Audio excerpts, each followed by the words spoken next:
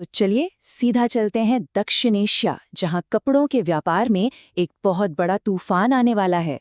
ये कहानी है भारत, बांग्लादेश और एक ऐसे ट्रेड वॉर की जो अब बस शुरू ही होने वाला है। और ये जो बात कही जा रही है ना, ये सिर्फ एक एसोसिएशन की आवाज नहीं है, ये एक पूरी इंडस्ट्री की चीख है और शायद एक आने वाले आर्थिक युद्ध का पहला शंखनाद। सवाल ये उठता है कि आखिर बांग्लादेश का सबसे बड़ा उद्योग, जो उनकी इकोनॉमी की रीढ़ की हड्डी है, वो बर्बादी की कगार पर क्यों है? और इसके पीछे की वजह सिर्फ सस्ते इंपोर्ट्स नहीं है, बल्कि इसके पीछे एक बहुत ही सोची समझी ग्लोबल स्ट्रैटेजी है जिसके तार भारत से जुड़े हैं। तो चलिए सबसे पहले जमीन पर उतरकर देखते हैं, आखिर बांग्लादेश के इन कारखानों में चल क्या रहा है। वहां की टेक्सटाइल मिल्स, मतलब जहां कपड़ा बनता है, वो एक देशव्यापी हड़ताल की धमकी दे रही हैं। उनकी मांग साफ है, भारत से जो ड्यूटी फ्री धागा आ रहा है उस पर रोक लगाई जाए। ये कोई मामूली प्रदर्शन नहीं है, ये एक ऐसा कदम है जो देश के पूरे आर्थिक ढांचे को हिला सकता है। और इसका असर साफ दिख रहा है।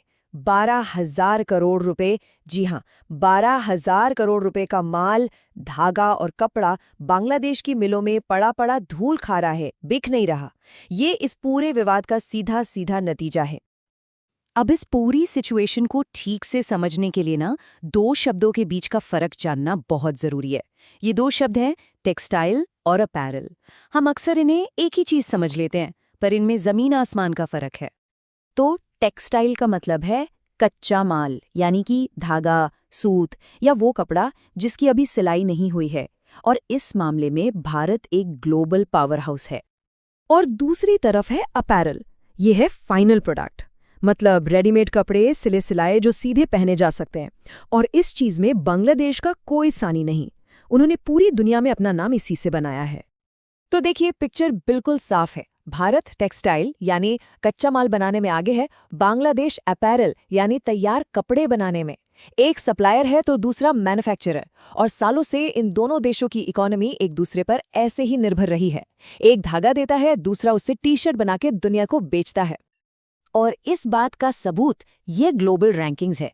दुनिया भर में तैयार कपड़े यानी अपैरल एक्सपोर्ट करने में चीन के बाद दूसरा नंबर किसका है? बांग्लादेश का। भारत चौथे नंबर पर है। इससे साफ पता चलता है कि बांग्लादेश इस खेल का कितना बड़ा खिलाड़ी है। सब कुछ ठीक चल रहा था, एक अच्छी खासी पार्टनरशिप थी, लेकिन फिर आया एक गेम चेंजर, एक ऐसी ट्रेड डील जिसने इस पूरे समीकरण को ही बदल कर रख दिया। हुआ ये कि भारत ने यूरोपियन यूनियन के साथ एक जबरदस्त ट्रेड डील फाइनल कर ली। इसका मतलब अब भारत से यूरोप जाने वाले टेक्सटाइल और अपैरल दोनों पर 0% इंपोर्ट ड्यूटी लगेगी। 0 मतलब रास्ते का सबसे बड़ा कांटा निकल गया। इंडियन प्रोडक्ट्स के लिए यूरोप के बाजार के दरवाजे पूरी तरह से खुल रहे हैं। लेकिन इस डील का बांग्लादेश पर क्या असर पड़ेगा?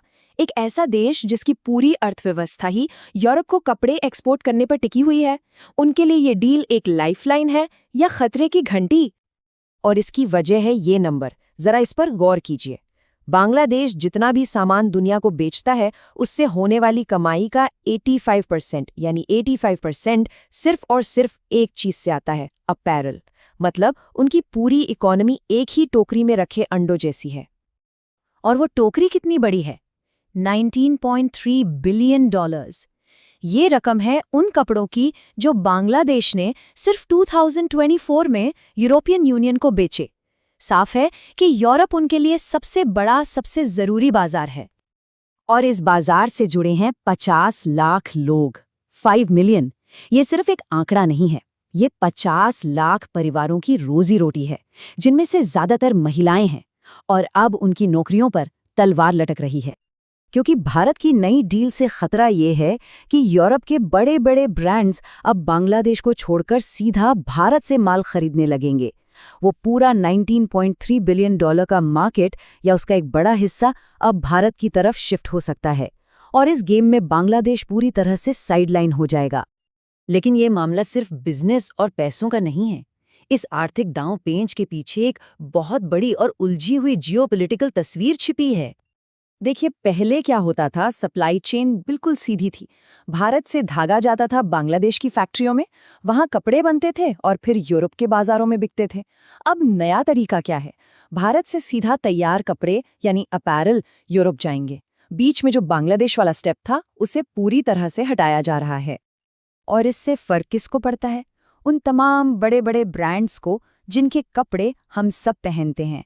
H&M, Zara, Tommy Hilfiger, Calvin Klein, यहाँ तक कि जॉर्जियो आर्मानी और प्यूमा भी। ये सब अपने कपड़े बांग्लादेश में बनवाते हैं और इन सब का बिजनेस मॉडल उसी पुराने सप्लाई चेन पर टिका था, जो अब टूटने की कगार पर है। और मामले को और भी कॉम्प्लेक्स बनाने के लिए ये आर्थिक दबाव बांग्लादेश पर एक ऐसे समय में आ रहा है जब वहां अंदरूनी राजनीति में उथल-पुथल मची हुई है। और इस पूरे खेल में एक और बड़ा खिलाड़ी है, चीन। तो ये सिर्फ एक ट्रेड डिस्प्यूट नहीं, ये एक जियोपॉलिटिकल शतरंज की भी साथ है। तो आखिरी सवाल ये है, जैसे जैसे दुनिया की बड़ी ताकतें ट्रेड डील्स को हथियार की तरह इस्तेमाल कर रही हैं, बांग्लादेश जैसे मैन्युफैक्चरिंग देश क्या करेंगे? वो ऐसी दुनिया में कैसे सरवाइव करेंगे जहां सप्लाई चेन्स को रातों रात बदला जा सकता है? साउथ एशिया में जो हो रहा है वो आने वाले कल के ग्लोबल ट्रेड की एक झलक है, जहां किसी एक पर आर्थिक निर्भरता सबसे बड़ी कमजोरी भी बन सकती है।